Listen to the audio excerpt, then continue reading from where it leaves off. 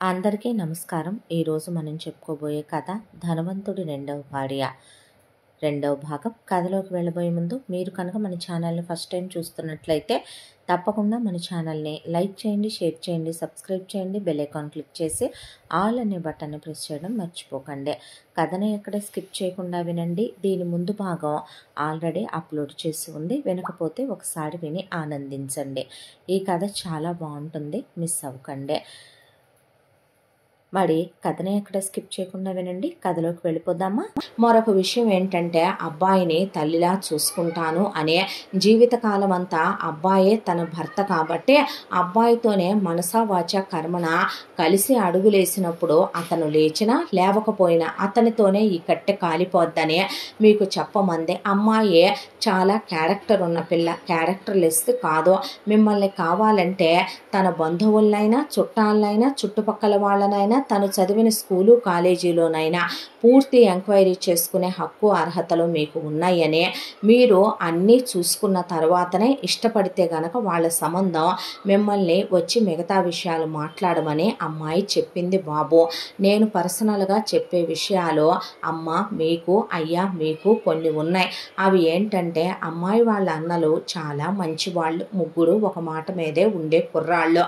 కాకపోతే వాళ్ళ అమ్మా నాన్నలు పిల్లలకి మంచి చెడు చెప్పకుండా వ్యసనాలకి బానిసల్ని చేసేసి, తాగుడికి అలవాటు చేసేసి, వాళ్ళు ఉన్న ఆస్తినంతా దర్జాలు నేర్పే మొత్తం ఆస్తినంతా కడిగిచ్చి పైలోకానికి చేరుకున్నారు. పోతూ పోతూ పోయేవాళ్ళు పోకుండా ముగ్గురు పేదింటి అమ్మాయిల్ని కానీ కట్నం లేకుండా కోడళ్ళుగా తెచ్చారు. కానీ తెచ్చిన ముగ్గురు నిలువెత్తు స్వార్థానికి స్వరూపాల్లాగా ఉంటారమ్మా. అబ్బాయిలు వాళ్ళకి ఇవేమీ తెలియదు, కానీ కోడళ్ళు మాత్రం అమ్మాయి బతుకు ఏమైపోయినా పర్వాలేదు, మా బతుకు బాగుంటే చాలని వాళ్ళు ఇండైరెక్ట్గా ఆ అమ్మాయి చేసుకుంటే మంచిదనే కోరుకుంటున్నారు. మన అబ్బాయిలో ఏదో లోపం ఉందని కాదు, అబ్బాయి ఆరోగ్య పరిస్థితి బాలేని రీత్యా మనకి చాలా సంబంధాలు వచ్చి వెనకాడి వెళ్ళినప్పటికీ కూడాను ఆ అమ్మాయి మనస్ఫూర్తిగా చేసుకోవటానికి అంగీకరించే ఒప్పుకుందన్నది ఎంత నిజమో, దాని వెనుక ఆ అమ్మాయి ఏమైపోయినా పర్వాలేదు, మా బతుకులు బాగుంటే చాలు అనే వీళ్ళ స్వార్థం పాళ్ళు కూడా అంతే ఉందమ్మా. మీ దగ్గర నేను ఏది దాచను కాబట్టి చెప్తున్నాను తల్లే అని ఆయన మొత్తం చెప్పుకొచ్చే, మీరు వాళ్ళను బాగు చేయాలనుకున్నా మీరు మీ వేలో ఆలోచిస్తే మంచిది అయ్యగారు అని ఆయనకి చెప్పిన తర్వాత, సరే మేము మిగతా వివరాల గురించి ఆలోచించుకొని మీ కబురు పెడతామన్నారు ప్రతాపరావు, చాముండేశ్వరి. అమ్మాయి ఫోటో ఇదే, అమ్మాయి పేరు ఇది, అమ్మాయి ఎత్తు వివరాలు అన్నీ ఇందులో ఉన్నాయి. అమ్మాయి మంచి రంగు రూపు ఉన్న పిల్ల, మంచి గుణవంతురాలమ్మ. చిన్నప్పటి నుంచి నా కళ్ళ ముందే పుట్టి పెరిగిన పిల్లని నేను చిన్నప్పటి నుంచి చూస్తూనే ఉన్నాను. చాలా ఉత్తమురాలు, వంచిన తల ఎత్తిన బాపతి కాదు. నిజంగానే ఆ అమ్మాయి క్యారెక్టర్ లెస్ కాదు. ఇవన్నీ నేను చెప్పటం కాదు, మీరు ప్రత్యేకంగా మీ ఎంక్వైరీ మీరు చేసుకుంటారు కాబట్టి చేసుకొని ఒక నిర్ణయానికి రండని ఆయన సెలవు తీసుకుని ఇక అక్కడి నుంచి వచ్చేశాడు. వాళ్ళు ఆ అమ్మాయి గురించి, వాళ్ళ కుటుంబం గురించి పర్సనల్ ఎంక్వైరీ తీయించుకున్నారు. నిజంగానే పిల్ల చాలా మంచిదని, వాళ్ళ అమ్మా నాన్నల గురించి, అన్నలు వదినల గురించి వాళ్ళ రిపోర్టు వాళ్ళకు వచ్చింది. ఆ తర్వాత భార్యాభర్తలు కలిసి కూర్చొని ఒక మంచి రోజు చూసుకొని మరి మిగతా విషయాలు మాట్లాడుకుందామండి అని వీళ్ళు మాట్లాడుకుంటూ ఉండగానే పెద్ద కొడుకు అర్జున్ అక్కడికి వచ్చి, ఏంటి నాన్న, ఏంటమ్మా, ఏం చేస్తున్నారు మీ ఇద్దరు కలిసి పిచ్చి పనులు అంటే, ఏం పిచ్చి పనులు చేశావురా అనేసరికి, తమ్ముడికి పెళ్ళా కాదు, తమ్ముడికి పెళ్ళి అంటే, కోమాలో ఉన్నవాడికి పెళ్ళేంటి నాన్న, చెప్పు తెగుద్ది పెద్దోడా, కొట్టామంటే. కోమాలో ఉన్నవాడికి పెళ్ళేంటి, కోమాలో ఉంటే పెళ్లి చేసుకోకూడదా ఏంటి? అది కాదు నాన్న, వాడే లేచున్నా కూడా మీరు ఇలా పెళ్లి చేస్తానంటే, ఒక ఆడపిల్ల జీవితం నాశనం చేస్తానంటే వాడస్సలు ఊడుకోడు కదా నాన్న అయినా మీరు అన్నీ మాట్లాడిచ్చారా, ఆ అమ్మాయి వాళ్ళకి అన్నీ చెప్పించారా నాన్న అని అడిగితే, ఓ అన్నీ చెప్పాం అంది చాముండేశ్వరి. ఎందుకమ్మా అబద్ధాలు ఆడతావో, మీరు ఎంతవరకు చెప్పారు, తమ్ముడికి యాక్సిడెంట్ అయినంత వరకు, కోమాలోకి వెళ్ళినంత వరకు చెప్పారు, కానీ అంతకుముందు తమ్ముడి జీవితంలో ఏం జరిగిందో, తమ్ముడి జీవితంలో ఎవరున్నారో, తమ్ముడి జీవితంలో ఏమేం జరిగాయో మొత్తం మీరు చెప్పారా, నిజం చెప్పండి అనేసరికి పెద్ద కోడల వైపు చూసి, మోసేసావా మొత్తం వాడికి, అసలు మేము ఏదైనా అనుకోవటం ఆలస్యం ప్రియా, వెంటనే వాడికి చెప్పేస్తావే, మీ పుట్టింటి విషయాలు వీడికి చెప్పాలి, కాలేజీలో విషయాలు వీడికి చెప్పాలి, ఇంట్లో పనుల విషయాలు వీడికి చెప్పాలి, ఫ్రెండ్స్ విషయాలు చెప్పాలి, పిల్లల విషయాలు చెప్పాలి, మా విషయాలు చెప్పాలి. అమ్మాయి అప్పుడెప్పుడో వీడితో పెళ్ళైన కొత్తల్లో నువ్వు ఆఫీస్కి వచ్చిన గుర్తు, తర్వాత కడుపు అన్నావు, పిల్లలన్నావు, పెంపకం అన్నావు, కూర్చున్నావు. ఇంట్లో ఈ విషయాలన్నీ గ్రాస్ప్ చేసి చెప్పకపోతే గనక అదేదో వాడితో పాటు ఆఫీస్కి వెళ్ళొచ్చుగా. దాన్నంటారేంటి నాన్న, దాన్నంటారేంటమ్మా, మీరు చేసే తప్పు కాదా, మా ఎలా అవుద్దిరా తప్పు, మా తర్వాత వాడిని చూసుకునే వాళ్ళు కావాలి అంటే నేను లేనా, దేనికున్నావు బాబు నువ్వు, నీ పెళ్ళాం చూసుద్దా ఏంటి వాడినే, వాడికి ఏదైనా చేయకుండా చెయ్యాలి, వాడి పెళ్ళాం అయితే చేసుద్దే, మీ ఆవిడ వదిన అది మర్చిపోకో, పనోళ్ళు ఉన్నారుగా అమ్మ, మా కొడుకుని మేము పనోళ్ళకి అప్పచెప్పాలనుకోవట్లేదయ్యా, ఏరా వాడు మంచంలో పడిపోతే మొత్తం నువ్వు నీ పెళ్ళాం వేసుకుందామని చూస్తున్నారా ఏంటి. అత్తయ్య నేను అలాంటి దాన్ని అవునో కాదో మీకు తెలీదా, ఏం మాట్లాడుతున్నారమ్మా, ఏం మాట్లాడుతున్నారు నాన్న, కావాలంటే వాడి ఆస్తి వాడి పేరు మీదే పెట్టి ఉంచండి, మీరు పోతే నేను వాడిని కళ్ళల్లో పెట్టి చూసుకుంటాను, వాడు త్వరగా కోలుకోవాలనే కదా పెద్ద పెద్ద ఫారిన్ డాక్టర్ల దగ్గరికి కూడా వాడి రిపోర్ట్స్ అన్నీ నేను అందుకే పంపుతున్నానా, వాడు నా తమ్ముడమ్మా, వాడు నా ప్రాణం, చిన్నప్పటి నుంచే మేము ఎలా పెరిగామో తెలిసి కూడా అలా మాట్లాడకమ్మా నువ్వు.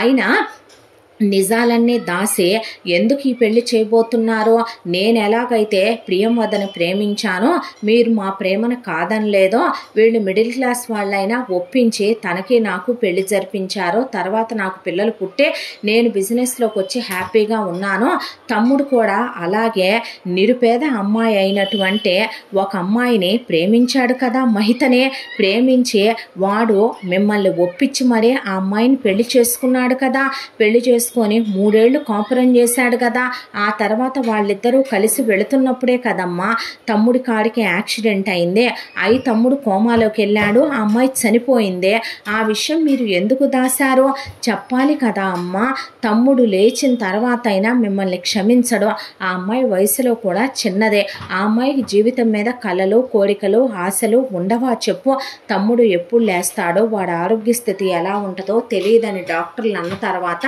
మీరు ఇలా ఇంత దుర్మార్గంగా ఒక ఆడపిల్ల గొంతు కోయాలని ఎలా అనుకుంటున్నారమ్మా, కాస్తైనా మీకు బాధ అనిపించట్లేదో, ప్రతి మనిషికి కొన్ని కలలు, ఆశలు, కోరికలు ఉంటాయమ్మా, ఆ అమ్మాయి లైఫ్లో ఏమనుభవించుంటుందే, తమ్ముడు ఏదో ఒక రోజుకి లేస్తాడనే ఆశ మనదే, కానీ ఆ రోజు ఎప్పుడనేదే ఆ అమ్మాయిని ఎదురు చూస్తూ ఆ అమ్మాయి జీవితాన్ని బలిదానం చేసి కూర్చోమని నిర్ణయించారా మీ ఇద్దరు అని అర్జున్ అడుగుతుంటే, పెద్దోడా ఇంకొక మాట మాట్లాడితే మొహం పగిలిపోద్దే, మేము ఆల్రెడీ ఆ అమ్మాయి ఫ్యామిలీని కూడా సెటిల్ చేయాలనుకుంటున్నాం. అంటే ఏంటమ్మా, ఆ అమ్మాయి ఉన్న కుక్కపిల్ల బిస్కెట్ వేసి మీ ఇష్టం వచ్చినట్టు మీరు ఇది చేయటానికి నాకు అర్థం కాదు. ఆ అమ్మాయి ఫ్యామిలీని మీరు సెటిల్ చేయాలనుకుంటే చెయ్యండి, హెల్ప్ చేయాలనుకుంటే చెయ్యండి. మనం ఎన్ని ఆర్ఫన్లకి డొనేషన్లు ఇవ్వటం లేదు, మనం ఎంతమందిని ఆదుకోవటం లేదో, అలా హెల్ప్ చేయి నాన్న, తప్పు లేదు.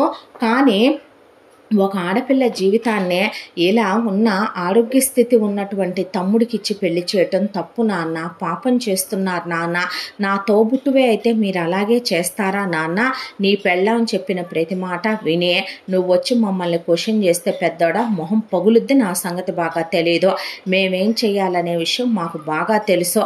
ఏంట్రా నువ్వు చూసేది, నీ పెళ్ళాం చూసేదే, పొద్దున్న లేస్తే వ్యాపారం అని ఊడి మీద పడతావు నువ్వు, ఇక నీ పెళ్ళాం విషయం అంటావా, పిల్లలు, పిల్లల పెంపకం, దాని బాధ్యతలు, దానికి సరిపడా దానికి ఉన్నయ్యే, మాక అంతంత మాత్రం ఆరోగ్యాలు, ఇప్పుడు మీకు ఏం రోగం వచ్చిందనే ఇద్దరు పిడురాళ్ళల్లే బాగానే ఉన్నారు కదా, ఎన్నాళ్ళు ఉంటావురా, ఎన్నేళ్ళుంటాం, నాకు నా చిన్న కొడుకు సంతోషాన్ని చూడాలని ఉందే, వాడు ఆరోగ్యంగా ఉంటే ఇప్పుడు వాడి పెళ్ళాం పోతే ఇంకో పెళ్లి చేసుండే వాళ్ళం కాదా, ఏం మాట్లాడుతున్నావమ్మా నువ్వు?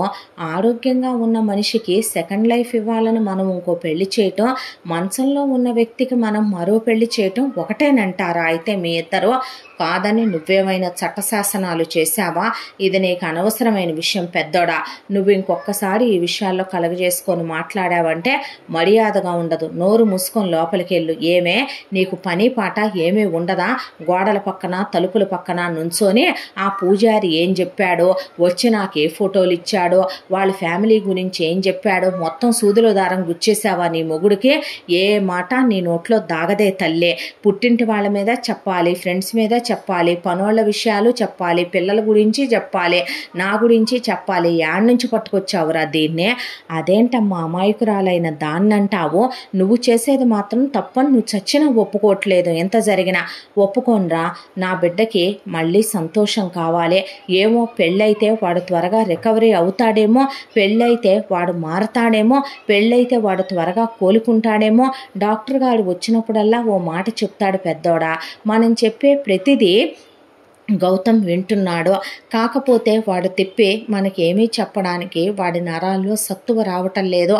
ఏమో రేపు ఒకవేళ ఆ అమ్మాయి మంచిదై ఆ అమ్మాయి జాతక బలం ఉండి ఆ అమ్మాయి అయినా సరే వాడిని మామూలు మనిషిని చేసుకోగలుగుద్దేమో. ఈ డాక్టర్లు, ఈ మందులు, ఈ వైద్యాలు ఇవన్నీ నేను నమ్మనురా. నేను ఆ అమ్మాయినే నమ్ముతాను.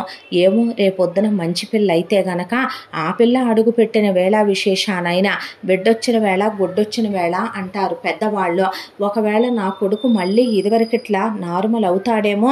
వాడెంత మంచోడమ్మా తమ్ముడు, నాకన్నా మంచోడు కదే వాడు. మీరు ఇలా పిచ్చి పనులు చేస్తున్నారని తెలిస్తే వాడి మనసు ఎంత బాధపడుద్దో వాడికి అన్నీ తెలుస్తాయి కదమ్మా. వాడంత దిగులు పడతాడనేది నువ్వు ఆలోచించవా? ఇప్పుడు నేను దేని గురించి ఆలోచించట్లేదో ఆలోచించం పెద్దోడా. మేమిద్దరం మాకు తెలుసు మా బిడ్డల జీవితాలు ఏం చెయ్యాలనేదే. నీ పెళ్ళాం పోతే నువ్వు ఇంకో పెళ్లి చేసుకోవా? నువ్వు పోతే ఇది చేసుకోదా? అత్తయ్య నోరు ముయ్యవే. మీ నాన్నకి నేనున్నాను, నాకు మీ నాన్న ఉన్నాడు, నీకు నీ పెళ్ళాం ఉంది, నీ పెళ్ళానికి నువ్వున్నావు. మరి రేపొద్దున వాడికి ఎవర్రా ఉంటారో? అయినా మేమేమీ అన్యాయం చేయటం లేదు. ఆ అమ్మాయి బాగా బ్రతికి చెడ్డ కుటుంబంలో పుట్టి పెరిగిన పిల్ల. వాళ్ళ కుటుంబం బాగా దెబ్బతినిపోయింది కాబట్టే వాళ్ళ కుటుంబాన్ని ఆదుకొని నాన్నగారు వాళ్ళ అన్నయ్యల జీవితాన్ని బాగు చేసి దీపం వెలిగించాలని అనుకుంటున్నారు. ఆ పుణ్యాలన్నీ మన తమ్ముడికే దేవుడు ధారపోయినంటావా ఏంటి? ఇంకా నోరు మూసుకొని లోపలికి వెళ్ళి నువ్వు వాగింది జాలే కానీ నీ పెళ్ళాం చెప్పింది నువ్వు విన్నావు. వచ్చి మమ్మల్ని క్వశ్చన్లు చేయటాలు ఒకటే. మొహం పగులుద్దురా నీకు ఇంకా అనేపాటికి అది కాదు నాన్న. ఒరే ఈ విషయంలో నువ్వు కలగజేసుకోవద్దనే నేనైనా నీకు చెప్పేదే. వెళ్ళి పెద్దోడా లోపలికి అని ప్రతాపరావు అన్నాక దిగులతో బాధతో అర్జున్ ప్రియంవద అలా లోపలికి వెళ్ళిపోయారు. బాధపడకు అర్జున్ అంటే నోరు ముయి ప్రియా, ఇంక నువ్వు చాలే కానీ నీ చెల్లెలో నా చెల్లెలో అయితే బాధపడమా? బాధపడకుండా ఎలా ఉంటాం చెప్పు? ఆ అమ్మాయి వయసులో కూడా చిన్నపిల్లలాగా ఉంది. వాడి హెల్త్ కండిషన్ ఏంటో మనకి తెలుసు. వాడు ఎప్పుడు లేస్తాడో లేవడో తెలియదు. అలాంటిదే ఆ అమ్మాయి లైఫ్ ఫీల్డ్ స్పాయిల్ చేస్తుంటే చూస్తూ చేతులు ముడుచుకొని కూర్చోవాల్సిన కర్మ పట్టింది. అదేమంటే ప్రాపర్టీ రాయినని బెదిరిస్తాడు నాన్న. పోనీ అలా కాదు అనుకుంటే నేను నువ్వు చూసుకోమా వాడిని? వీళ్ళ తర్వాత ఏం పిచ్చి పనులు ఇవన్నీ? ఒక ఆడపిల్ల లైఫ్ని ఇలా స్పాయిల్ చేయొచ్చా చెప్పు? తమ్ముళ్ళు లేచున్నా కూడా వీళ్ళు ఇలా చేస్తానంటే వాడు ఊరుకుంటాడా అనేసరికి నిజమేలే, కానీ ఇప్పుడు మనం చెప్తే అత్తయ్య మామయ్య వినరు కదా అన్న తర్వాత ఏంటో ఈ కర్మ అని అర్జున్ అలా ఉండిపోయి నెక్స్ట్ డే కల్లా పెద్దోడా అంటే చెప్పు నాన్న, పెళ్లి చూపులకి బయలుదేరుతున్నాం రేపు ఆదివారం, పదండి. నువ్వు నీ పెళ్ళాం రావట్లేదా? అయ్యో మీరు చేసే పాపంలో నేను భాగం పంచుకోవాలిగా, రాకుండా ఎలా ఉంటానులే నాన్న, వస్తా పద అంటే పళ్ళు రాలుతాయిరా పాపాలు గీపాలు అన్నావంటే అని ఆ తర్వాత వాడిని మనశ్శాంతిగా రెస్ట్ అయినా తీసుకొనివ్వండి అమ్మా. రెస్ట్ తీసుకోవటం ఏంట్రా? పిల్లవాడిని చూడొద్దా? వాడి పిల్లని చూడొద్దా? ఇప్పుడు వాడు చూస్తాడా నాన్న? మరి ఫోటోలు అవి కూడా ఏం పంపలేదు అని నీట్గా సెలూన్ నుంచే వాళ్ళు ఇక అక్కడి నుంచి పిలిపించి సెలూన్ అతన్ని లేపి గౌతమ్ని వీల్ చైర్లో కూర్చోబెట్టి మంచి బట్టలు కుర్తా పైజమా లాంటివి వేయించి నీట్గా క్రాఫ్ట్ చేయించి షేవింగ్ చేయించి లైట్గా మేకప్ చేయించి ఏంటమ్మా అమ్మాయి హింస పెట్టడం బాగోని వాడినే, నోరు మొయ్యి పెద్దోడా నువ్వు అని కారులో ఎక్కించుకొని తీసుకెళ్ళిన తర్వాత అక్కడ దింపిన తర్వాత చంద్రిక సింపుల్గా అమ్మాయి డ్రెస్ వేసుకొని వాళ్ళకేమీ ఇప్పుడు లేనట్టుగానే వచ్చి కూర్చున్న తర్వాత ఆ అమ్మాయి వైపు చూసి పెద్దబ్బాయికి దిగులతో మాట రాలేదు. అసలు పెద్దమ్మాయి అయితే అలా చూస్తూ నిలబడిపోయింది. పిల్లలు బిక్కుమంటూ తల్లి కుడి పక్కన ఒకళ్ళు ఎడం పక్కన ఒకళ్ళు నిలబడి చూస్తూ నుంచున్నారు. అంతా దాంట్లో చంద్రిక గౌతమ్ వైపు చూసింది. అంతా బాగుండి ఉంటే గనక ఇతను నిజంగా ఒక అమ్మాయికి మంచి హస్బెండ్ అయి ఉండేవాడేమో. డ్రీమ్ హస్బెండ్ అంతా అందంగా ఉన్నాడు. ఏంటో భగవంతుడు ఒక్కొక్కళ్ళ జీవితం ఒక్కోలా చేస్తాడు అని అనుకున్నాక ఆ అమ్మాయి వైపు చూసి ఆ అమ్మాయి జీవితాన్ని తామే చేజేతులారా తమ కొడుక్కిచ్చి నాశనం చేస్తున్నామని ఒక క్షణం బాధ అనిపించినా అంతలోకి వాళ్ళ అబ్బాయిని గురించి తలుచుకున్నప్పుడు ఏ తల్లిదండ్రుల్లో అయినా మన పిల్లలు ముందు మిగతా వాళ్ళు తర్వాత అనే స్వార్థమేగా వస్తుంది. దాంతో వాళ్ళు కూడా మౌనంగా ఊడుకోక చేసేదేమీ లేక అలా కూర్చున్నారు. చాముండేశ్వరి, ప్రతాపరావు అంకుల్ నేను మీతో మాట్లాడాలి అని ఆ అమ్మాయి అన్నాక చెప్పమ్మా అన్నాడు ఆయన. ఒక్కసారి లోపలికి వస్తారా అని లోపలికి తీసుకెళ్ళింది. మాటలు బయటికి వినపడుతున్నాయి. ఆ అమ్మాయి ఏమీ డోర్లు ముయ్యలేదు. ఆయన్ని తీసుకెళ్ళి లోపల కుర్చీలో కూర్చోబెట్టి ఆయన ముందు మోకాళ్ళ మీద కూర్చొని తన తల్లిదండ్రుల గురించి తన అన్నల గురించి చెప్పుకొచ్చింది. వదిలిన టాపిక్ కూడా అమ్మాయి తీసుకురాలేదు. మా అమ్మ నాన్నలు వాళ్ళ చేతగాని తనంతో వాళ్ళకున్న వెర్రిబాగుల తనంతో మా అన్నయ్యని అలా తయారు చేసేసారో, నేనేమి మీ అబ్బాయిని ఊరికినే చేసుకుంటున్నానో లేదంటే కనుక మీ అబ్బాయిని నేను నిస్వార్థమైనటువంటి త్యాగశీలినయ్యి జాలి దయతో చేసుకుంటున్నానో అబద్ధం చెప్పనులేండి అంకుల్.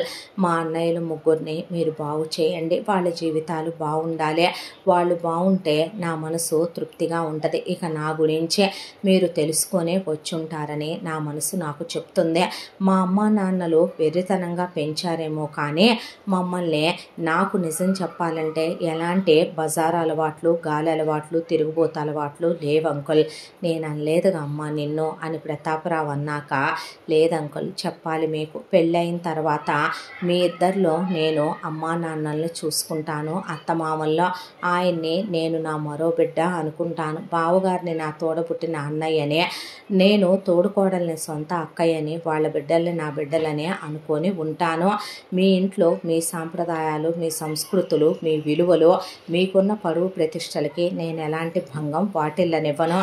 నేనే ఆయనకి అన్నీ ఇక నుంచి దగ్గరుండే ఆయన పనులన్నీ నేనే చూసుకొని నేనే చేసుకోవాలనుకుంటున్నాను. నా జీవితం నా రాత ఇలాగే రాసుండే ఆయన అలాగే ఉంటే అది నా కర్మ అనుకుంటాను. అలా కాకుండా భగవంతుడు నా మొర ఆలకించే ఆయన్ని లేపితే నాకన్నా సంతోషపడేవాళ్ళు మరొకళ్ళు ఉండరు అంకుల్. మీకు మరొక విషయం చెప్తున్నాను. కోడలుగా వస్తుంది కదా, నగల కోసమో డబ్బుల కోసమో దర్జాలు దర్పాల కోసమో కారుల్లో తిరగాలని ఏసీ బంగ్లాల్లో ఉండాలనో కోరుకుంటోంది అనుకోకండి. ఒక ఆడదానికి భర్త చిరునవ్వుకి మించిన ఏసీ, ఒక ఆడదానికి సంతృప్తిగా భర్త పక్కన కూర్చొని చెప్పే 4 మాటలకు మించిన సినిమాలు, షికార్లు, వినోదాలు, సరదాలు, అమ్మలా దగ్గరికి తీసుకొని గుండెల మీద పడుకోబెట్టుకొని ప్రేమగా మాట్లాడే 4 మాటలకు మించిన స్వర్గం ఏదీ ఉండదు అంకుల్. నా జీవితంలో అవి భగవంతుడు రాస్తే మీ అబ్బాయి త్వరగా లేస్తారు. ఒకవేళ ఆయన లేవకపోయినా ఈ కట్టె ఆయనతోనే కాలిపోద్దే తప్ప తప్పుడు పనులు చేసే అలవాటు నా రక్తంలో లేదో. మీరు నన్ను పరీక్షించి కూడా చూసుకోవచ్చు అన్నాక ఆయనకి జాలేసిందే. బయట ఆవిడకి కూడా కడుపు తరుక్కుపోయింది. కానీ ఇప్పుడు వాళ్ళున్న సిచ్యువేషన్లో ఎలాంటి మంచి అమ్మాయిని వాళ్ళ అబ్బాయికి ఇచ్చి చేస్తేనే ఆ అమ్మాయికి అయితేనే వాళ్ళ అబ్బాయిని కంటికి రెప్పలా చూసుకోగలుగుద్ది. దాంతో పెద్ద కొడుకు పెద్ద కోళ్ళు అలా చూస్తూ కూర్చున్నా ఏం మాట్లాడకుండా ఎంగేజ్మెంట్ ఖర్చులు, పెళ్లి ఖర్చులు మొత్తం మావేనమ్మా, మిగతా విషయాలు మొత్తం నేనే అన్నీ ఏర్పాట్లు చేస్తాను అని చెప్పి వాళ్ళు అక్కడి నుంచి సెలవు తీసుకొని వెళ్ళిపోయారు.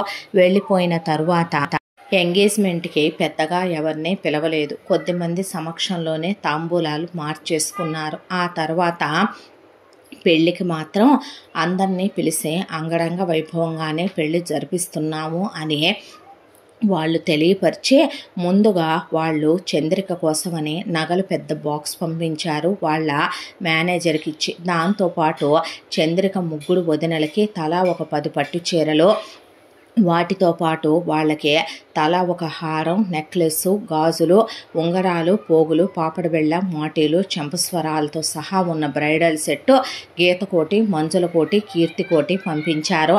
వీళ్ళను కూడా బట్టలు తీసుకోమనమని బట్టల షాపుకి వెళ్ళి ఏం కావాలో అవి కొనుక్కోమంటే ఒక్కొక్కళ్ళు వాళ్ళకి నచ్చినట్టు విచ్చలవిడిగా వాళ్ళ మొగుళ్ళకి షాపింగ్ చేసి వాళ్ళు కూడా షాపింగ్ చేసుకొచ్చుకున్నారు. ఆ అమ్మాయి ఏమీ కొనుక్కోలేదని తెలిసి ఆవిడే కొని పంపించింది చాముండేశ్వరి. ఆ తర్వాత పార్లర్ వాళ్ళతో ఆ అమ్మాయికి ప్యాకేజ్ మాట్లాడితే వీళ్ళు కూడా చేయించుకున్నారు. మొత్తం టోటల్ బాడీ అంతా కూడా ఆ వచ్చిన పార్లర్ వాళ్ళతో. ఆ తర్వాత పెళ్లి రోజు రానే వస్తూ ఉండటంతో ఒక్కరోజు కావాల మొత్తులో ఉండొద్దని చంద్రిక అన్నలు ముగ్గురిని అడిగితే ముగ్గురు ఆ అమ్మాయి పక్కన కూర్చొని వద్దే, నువ్వే పెళ్లి చేసుకోవద్దు, కష్టమో నిష్ఠూరమో ఎలాగోలా బతుకుతున్నాగా, వద్దురా, నువ్వు మా కోసం ఇలా అయిపోయే, నువ్వు మా కోసం ఇదంతా చేస్తున్నావంటే తీసుకోలేం చందు అంటే, అన్నయ్య నేను మీ నుంచి కోరుకునేది ఇది కాదు, మీరు తాగుడు మానేయాలి, ఆ డ్రగ్స్ మానేయాలి, సిగరెట్లు మానేయాలి, మీరు మామూలు మనుషులు అవ్వాలి, వదినలతో సంతోషంగా కాపురం చేసుకోవాలి, డిగ్రీలు కూడా కంప్లీట్ చేయలేదు కదా, ఏదో ఒక వ్యాపారమో ఉద్యోగమో చేసుకొని మీ కాళ్ళ మీద మీరు ఆధారపడి పిల్లల్ని కనాలి, పిల్లా పాపలతో చల్లగా ఉండండిరా, మీరు నా కోసమైనా మారండి అన్నయ్య, నేను మీకోసం త్యాగం చేస్తున్నాననో ఆయన్ని జాలి దయతో పెళ్లి చేసుకుంటున్నాననో చెప్పట్లేదన్నయ్య, కానీ ఒక్కటి మాత్రం చెప్తాను, అమ్మా నాన్నలు బుద్ధి లేని పెంపకం మనల్ని పెంచారే అనుకోండి, మీరు అలాగే ఉండే వదినల జీవితాలని నాశనం చేయొద్దన్నయ్య, మీరు బాగుంటే చూడాలని ఉందిరా, మీరు మారితే, మీరు ఆనందంగా ఉంటే నా పుట్టిల్లు నాకు ఉంది అనే తృప్తన్నా మిగులుద్దన్నయ్య, నాకంటే ఆ అమ్మాయిని వద్దని బ్రతిమిలాడిన నవ్వేసిందే. ఆ తర్వాత పెద్దన్నయ్య పెద్ద వదినే కాబట్టి కన్యాదానం చేయాల్సింది, పీటల మీద కూర్చొని అంగరంగ వైభవంగా ఆ అమ్మాయికి పెళ్లి ఏర్పాట్లు జరిపిస్తే తోడుకోడళ్ళు ముగ్గురు కలిసి అక్కడి నుంచొని కోమాలో ఉన్నోడి చేత, ఆవిటోడి చేత, కుంటోడి చేత, గుడ్డోడి చేత, గుణోడి చేత తాళెట్ట కట్టిస్తారు వీడు అమ్మ బాబులు, డబ్బుందనే మతంతో పెళ్ళైతే ఫిక్స్ చేశారు కానీ అని చెప్పుకుంటూ ఉండగా ఆ మాటలు విన్నారు చాముండేశ్వరి ప్రియంవద. వినేసరికి ఏం మాట్లాడకుండా వాళ్ళ కళ్ళల్లో నిప్పులు కనపడి తల దించేశారు వీళ్ళు. తల దించేసేసరికి పూజారి గారు ఆల్రెడీ బంగారు తాళికి ఆయనే సూత్రాలు ఎక్కిచ్చేసి మొత్తం నల్లపూసలు, ఎర్రపూసలు, రూపులు అన్నీ ఎక్కిచ్చి ఆ తరువాత వెనక నుంచే అబ్బాయి 2 చేతుల్ని కూడా అక్కడ ఉన్న వేద పండితులు పట్టించి తాళిని ఆ అమ్మాయి మెళ్ళో వేయించేశారు. ఆ తర్వాత తలంబ్రాలు కూడా అలాగే ఆ అబ్బాయి చేతుల్ని వాళ్ళ చేతుల్లోతో పట్టుకొని పోయించారు. దేవుడు కళ్యాణం చేసినట్టు ఇదేం దరిద్రమో అనుకుని వీళ్ళు గొనుక్కుంటానే ఉన్నారు. కిరణ్కి, అరుణ్కి, వరుణ్కి కళ్ళల్లో నీళ్లు తిరిగాయి. తమ చెల్లెలి జీవితం అలా ఉండాలని వాళ్ళు ఎప్పుడూ అనుకోలేదు. బాగా బ్రతికిన బ్రతుకులో ఈరోజు ఇలా అయిపోవటానికి కారణం అమ్మా నాన్నల తామ ఎందుకు ఇలా అయిపోయిందే, చెల్లెలు ఇప్పుడు అతనితో రేపు జీవితాంతం ఎలా ఉండగలదో అనే దిగులు ఒకవైపున. దాంతో పెళ్ళైపోయే ఆ అమ్మాయిని అప్పగింతలు ఇచ్చిన తర్వాత వెళ్ళి శుభ్రం కాపురం చేసుకో అనేసరికి కింద నుంచి పైకి చూశారు ఒకవైపున చాముండేశ్వరి ప్రియంవద. అదేలేండి శోభనం ఏర్పాట్లు చేయట్లేదా అనేపాటికి, ఒక విషయం చెప్పనమ్మాయి మీకు నేను అంది చాముండేశ్వరి. చెప్పండి అంటే, మీ అత్త మామలు కాబట్టి మిమ్మల్ని నోట్లో పళ్ళు పీక్కుండా, కళ్ళల్లో నుంచి గుడ్లు పెరగకుండా, మీ వెన్నులో నుంచి పూసలు బయటికి తీయకుండా పోయిందేమో ఆవిడ. నేనంత మంచిదాన్ని కాదు. అనవసరమైనటువంటి కుళ్ళు జోకులు, అనవసరమైనటువంటి చెత్తవాగుడు, అనవసరమైనటువంటి సొల్లు వేషాలు వేస్తే పళ్ళు రాలిందాకా కొడతాను. ఒక విషయం చెప్పమంటారా, ఆడపడుచు బ్రతుకుని బలిపీఠం ఎక్కినా పర్వాలేదనుకోనే, ఆ అమ్మాయి జీవితం నడి సముద్రంలో మునిగిపోయినా పర్వాలేదనుకోనే, మనం బాగుంటే చాలనుకున్న స్వార్థపరులే మీరు. మీకు అసలు మాట్లాడే అర్హత ఉందనే మాట్లాడుతున్నారా మీరు? నోరు ముయ్యకపోతే మూసిందాకా కొడతాను. కొడతా అంది చాముండేశ్వరి. అమ్మ గయ్యాళి ముసల్దానో అనుకున్న తర్వాత, మీకెందుకండి, మా తోడుకోడల్ని ఎలా చూసుకోవాలో మాకు తెలీదా? ఇప్పుడు ఆ అమ్మాయి మా ఇంట్లో ఒకటి, మీకెందుకు? మీకు ముట్టాల్సినవి ముట్ట చెప్పాల్సినవి అయితే ఒకవైపు నుంచే మీకు అందాల్సినవి అందుతున్నాయి కదా. అయినా మీ అక్కో మీ చెల్లో కాదు కదా, మీ మొగుళ్ళకి చెల్లెలు కదా, వాళ్ళంటే మొత్తం సామ్రాజ్యంలో పడి ఉంటారనుకోండి, మీకేమైంది, మీకు అందాల్సినవన్నీ మీకు అందుతున్నాయిగా, ఇంకాపండే అంది ప్రియంవద. అన్న తర్వాత ఊరి నాయను డబ్బుందనే మదంతో బలిసి ఎలా మాట్లాడుతున్నారు, ఆయన మనకెందుకు అని మెళ్ళో నగలు సరి చేసుకుంటూ, చేతులు గాజులు సరి చేసుకుంటూ, చీరలు సరి చేసుకుంటూ మొగుళ్ళని తీసుకొని, ఇంకెందుకు అయిపోయిందిగా అప్పగింతల సంబడం కూడా, ఎల్లమ్మా ఎల్లు, ఎల్లి అంతోటి కాపురం దేదీప్యమానంగా ఎలగబెట్టి చేసుకో తల్లి అని నిష్ఠూరాలు పోతానే అక్కడి నుంచి ఒకళ్ళకొకళ్ళు గుసగుసలు చెప్పుకుంటా, చెవులు కొరుక్కుంటా, ఇక కిలకిలమని నవ్వుకుంటా అక్కడి నుంచి వెళ్ళిపోయారు. ఒకళ్ళ బ్రతుకు నిప్పుల్లో పడ్డా పర్లేదు, మనకు మాత్రం జనాలకు ఆ టైంలో కామెడీలు గుర్తొస్తాయి, జనాలకు ఆ టైంలో వెటకారాలు గుర్తొస్తాయి, వ్యంగ్యాలు గుర్తొస్తాయి. ఆ అమ్మాయికి నవ్వాలో ఏడవాలో అర్థం కాక ఊరుకున్నాక ఇంటికి వచ్చారు. ఇంటికి వచ్చాక ఆ అమ్మాయి గృహప్రవేశం చేసి దీపం వెలిగించిందే. అయిపోయాక శోభనం ఏర్పాట్లేమి వాళ్ళు చేయలేదు.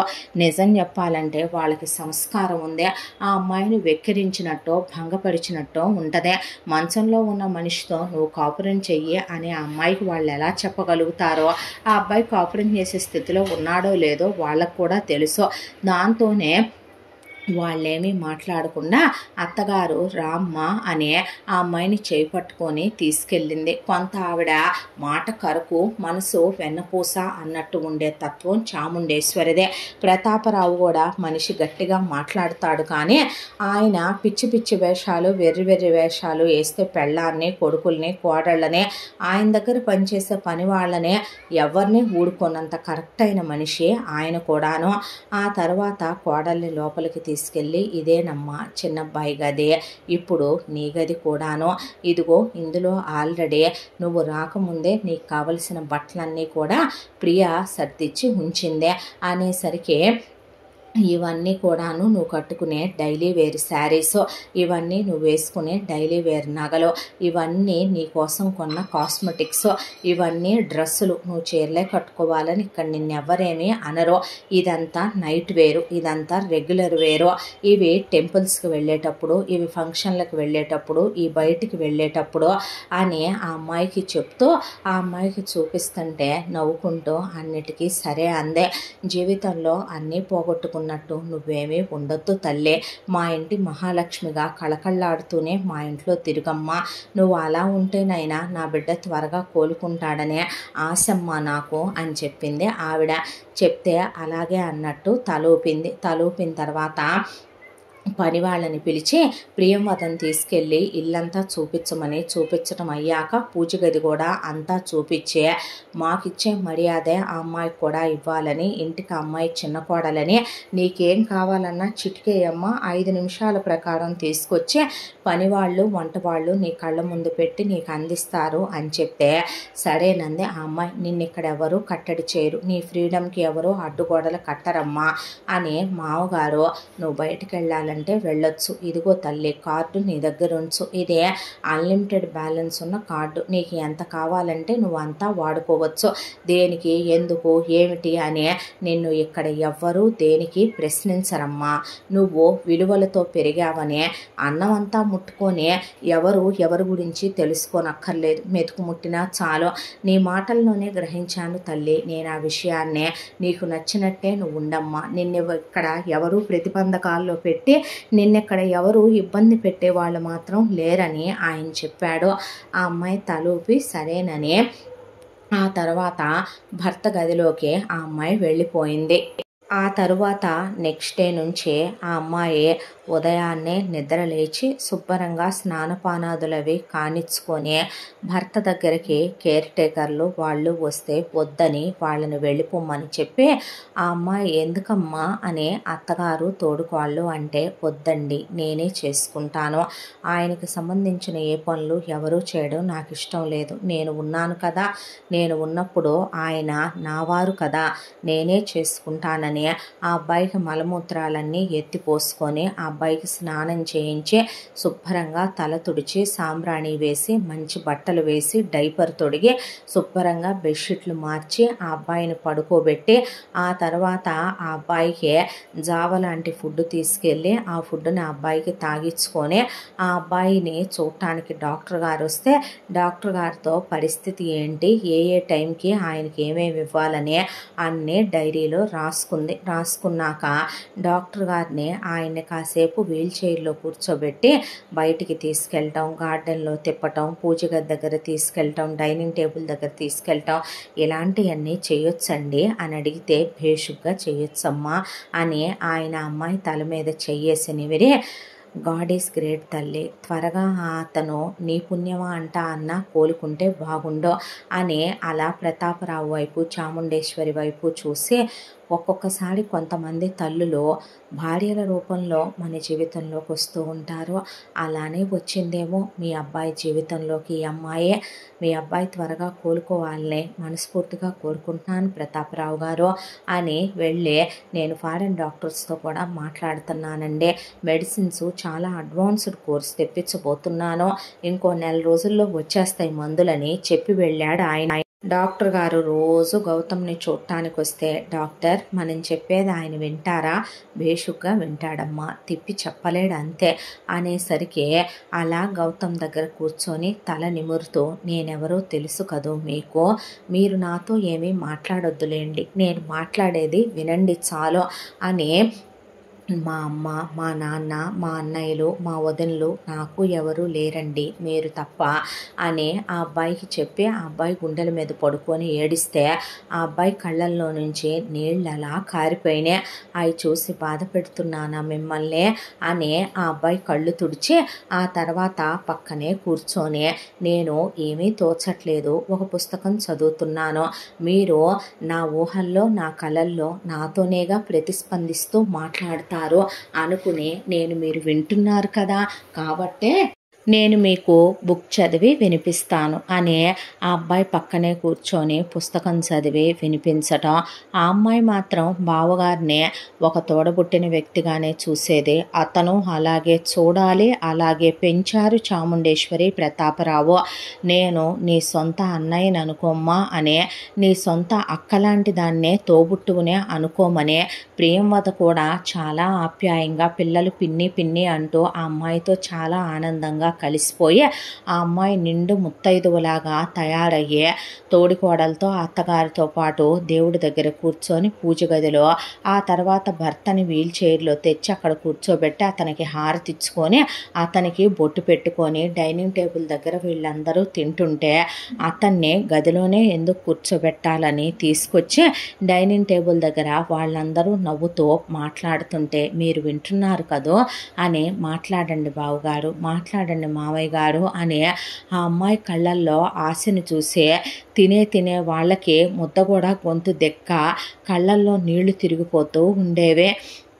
అలా అమ్మాయి ఇంట్లో పిల్లలతో ఆడుకుంటూ ఒకవైపున తోడికోడలతో అత్తగారితో ఒకటిగా కలిసిపోతూ మామగారితో బావగారితో మాట్లాడుతూ పనివాళ్ళు ఎంత మంచి తల్లి వచ్చిందో ఇంటికి అనేంత బాగా ఒకవైపున వేద పండితులు వచ్చి యజ్ఞాలు యాగాలు హోమాలు చేస్తుంటే మేము పీటల మీద కూర్చుంటామని ఆ అబ్బాయిని వీల్ చైర్లో కూర్చోబెట్టి ఆ అమ్మాయి కింద నోంపీటల మీద కూర్చొని నోములు నోచుకుంటూ పూజారి గారిని నేనొచ్చి మిమ్మల్ని కలవాలి, మీరు నాకు ఏ పూజలు ఏ వ్రతాలు ఏ నోములు ఏ యజ్ఞాలు ఏ ఉపవాసాలు ఏ వ్రతాలు చేస్తే ఆయన త్వరగా కోలుకుంటారో నాకు మొత్తం ఒక బుక్లో రాసుకుంటాను చెబుదురు కానీ అంటే అలాగేనమ్మా అని ఆయన తల మీద చెయ్యేసి నిమిరి వెళ్ళిన తర్వాత ఇక ప్రతాపరావుతో చాముండేశ్వరి వీళ్ళ అన్నయ్యల సంగతి ఏంటండి అన్న తర్వాత ఆయన ముందు పిలిపించి కిరణ్ని అరుణ్ని వరుణ్ని మాట్లాడి చూశాడు. అబ్బే మాటలకి లొంగే రకాల్లాగా, వీళ్ళు వ్యసనాలు మానేసే రకాల్లాగా, ఆ పెళ్ళాలు పెద్ద వేస్ట్ క్యాండిడేట్లు కాబట్టి వాళ్ళకి మల్లెపూలు పెట్టుకోగానే వీళ్ళు గదిలోకి వచ్చి మురిపిస్తే చాలు, వాళ్ళు వండి పెట్టింది తిని మూసుకొని ఉంటే చాలు అనుకోవటం, డబ్బులు లగ్జరీలు ఉచితార్థంగా కోట్లు వచ్చి పడాలి తప్ప మొగుళ్ళు ఇల్లు కదలకూడదు, మొగుళ్ళు వీళ్ళ ఒంటి మీద చేయకుండా ఉండకూడదు అనుకునే ఆడవాళ్ళు. వీళ్ళకి చెప్పిన రోడ్డు మీద కుక్కలకి చెప్పినా ఉపయోగం లేదనుకున్న ఆయన వెంటనే ఒక డాక్టర్ గారితో మాట్లాడే రీహాబిలిటేషన్ సెంటర్లో వీళ్ళకి ఎంత డబ్బు ఖర్చు అవుద్దో అంతా కడతాను డాక్టర్ నేను, వీళ్ళు పూర్తిగా డ్రగ్స్, మందు, స్మోకింగ్ అన్నీ మానేయాలి, వీళ్ళు పొరపాటున వీళ్ళే తాగాలనుకున్నా అవి వీళ్ళకి వికారాన్ని కలిగించాలి, ఎన్నాళ్ళు పట్టుద్ది అని అడిగితే ఆయన టైం చెప్పాడు. వీళ్ళకు మొత్తం ఇంజక్షన్లు ఇచ్చి తీసుకెళ్ళిపోతే, అమ్మో మా మొగుళ్ళంటే ఇంకా ఆపుతారా మీరు, మీకు మీ మొగుళ్ళు బాగుపడటం కావాలా, పడకటింట్లో కూర్చొని మేం ప్రతి నెల ఇంతని పంపిస్తే తిని కూర్చోటం కావాలా అని అడిగేపాటికి నోరు మూసేశారు ఆయన. దాంతోపాటు ఒక 3 అంతస్తుల బంగ్లా కొనిపెట్టి అది క్రయ విక్రయాది హక్కులు లేకుండా ఆ ఇంట్లో ఉండమని చెప్పాడు. దాంతోపాటు 3 కార్లు కొని అక్కడ పెట్టించాడు. మీకు బంగారం ఆల్రెడీ చేయించాను, ఈ ఇల్లు మీ ముగ్గురు 3 అంతస్తుల్లో ఉండండి, ఆ 3 కార్లు కూడా మీ ముగ్గురికి గొడవ పడకుండా 3, మీ భర్తలు వచ్చిన తర్వాత ఏం చెయ్యాలో నాకు బాగా తెలుసు అన్నాక రీహాబిలిటేషన్ సెంటర్లో డాక్టర్ గారు ఇక ఎలాగోలాగా వాళ్ళని కింద పెట్టి మీద పెట్టి ఆ మందులు వాడి ఈ మందులు వాడి ఆయన మొత్తానికి మార్చి కొంతకాలం తర్వాత బయటికి పంపాడు. పంపిన తర్వాత అన్నలకి ఇలా మామగారు చెప్పారని, ఇలా ఇల్లు కొని పెట్టారని, ఇలా కార్లు కొన్నారని, వదినలకి ఇలా బంగారాలు పెట్టారని అన్నల్ని రీహాబిలిటేషన్ సెంటర్లో వేసి మారుస్తున్నాడని తెలిసి చంద్రిక మనసులో ఆనందపడింది. ఆ తర్వాత వాళ్ళ ముగ్గురు బయటకు వచ్చారు, మారారు, ఇప్పుడు నార్మల్ అయ్యారు. అయిన వాళ్ళని సెలూన్లకు పంపించి క్లీన్గా షేవులు చేయించి ఆ తర్వాత క్రాఫ్లు చేయించి ఆయన కర్ర తీసుకొని కూర్చొని, మీ తండ్రి స్థానంలో నేను మీతో కొన్ని విషయాలు మాట్లాడాలనుకుంటున్నాను.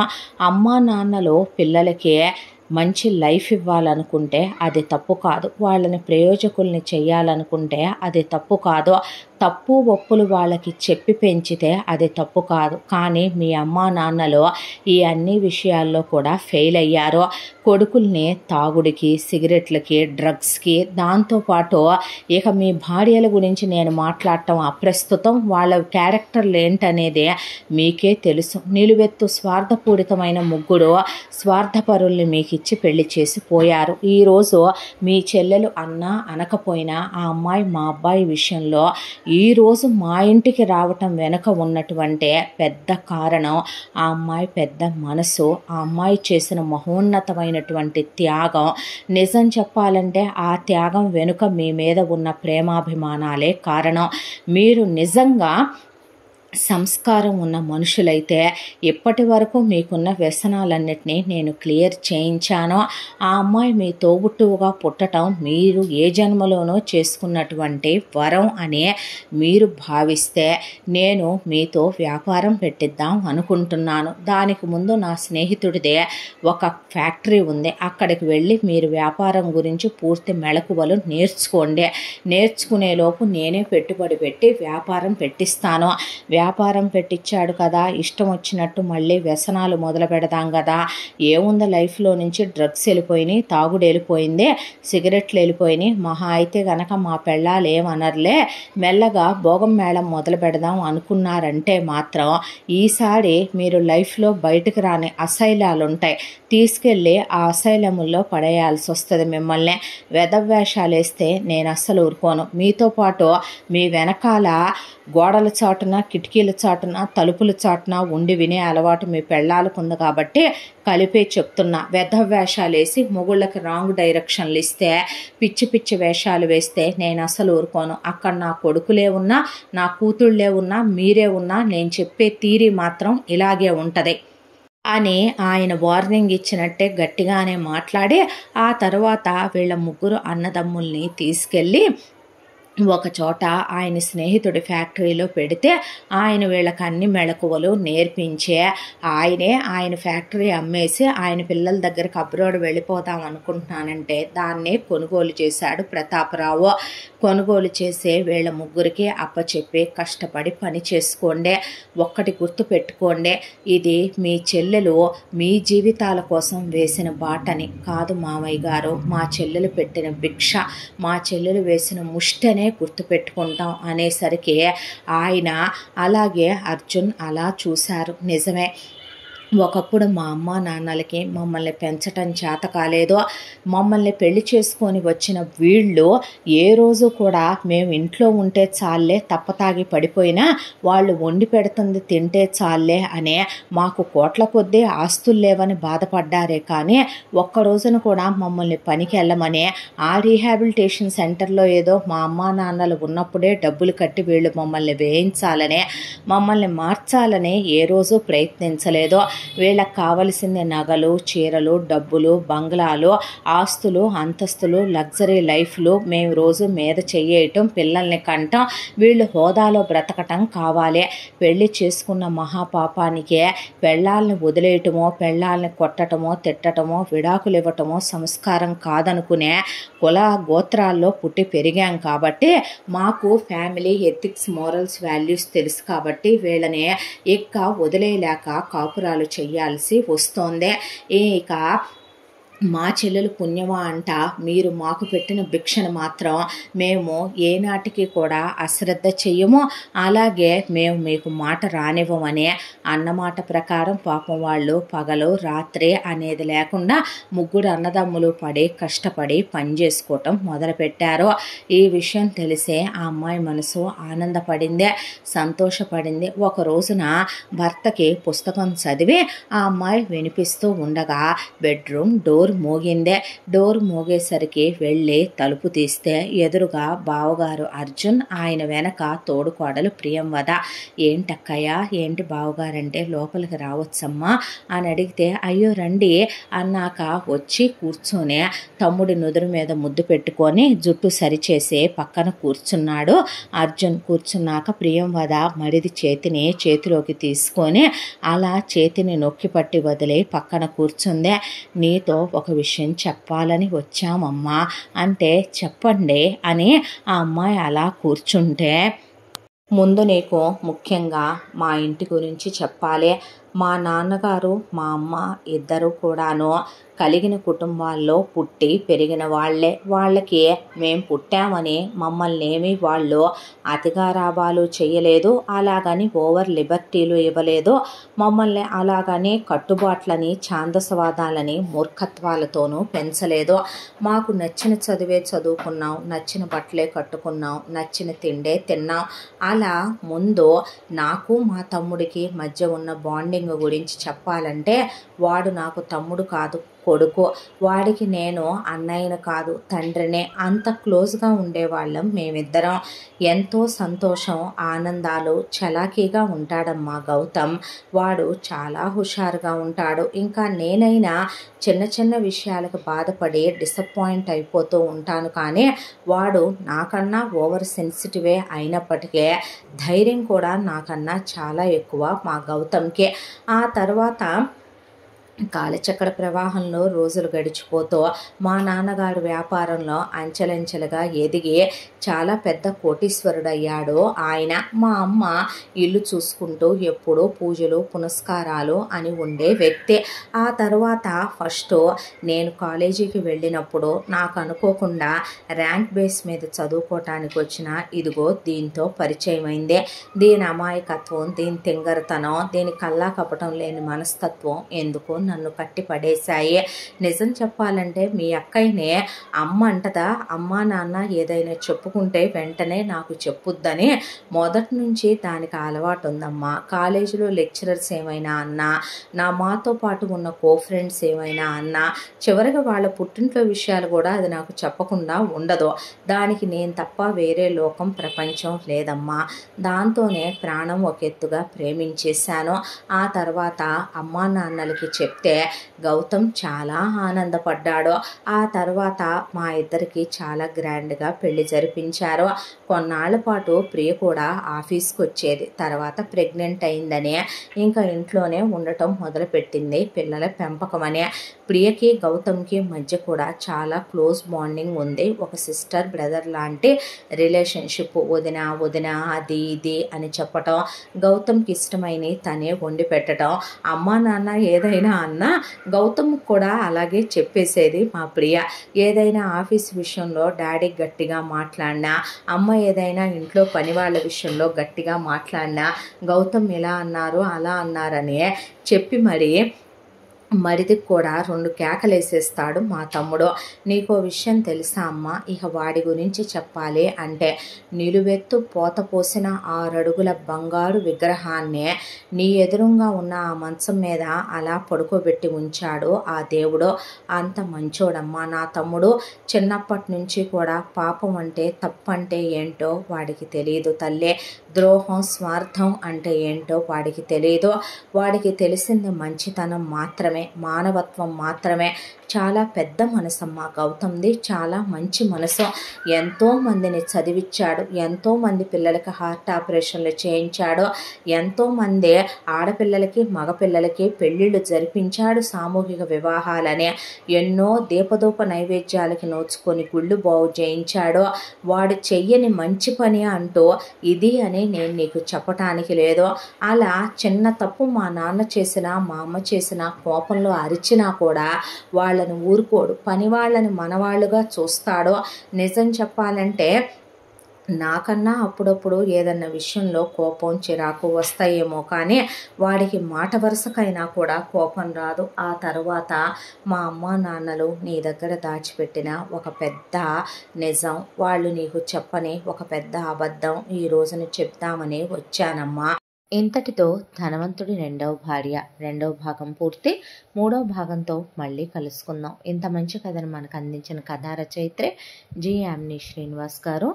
ఇలాంటి మంచి మంచి కథలెన్నో మన ఛానల్లో రాబోతున్నాయి. మీరు వినాలనుకుంటే తప్పకుండా మన ఛానల్ని లైక్ చేయండి, షేర్ చేయండి, సబ్స్క్రైబ్ చేయండి, బెల్ ఐకాన్ క్లిక్ చేసి ఆల్ అనే బటన్ని ప్రెస్ చేయడం మర్చిపోకండి. 3వ భాగంతో మళ్ళీ కలుసుకుందాం. Thank you so much.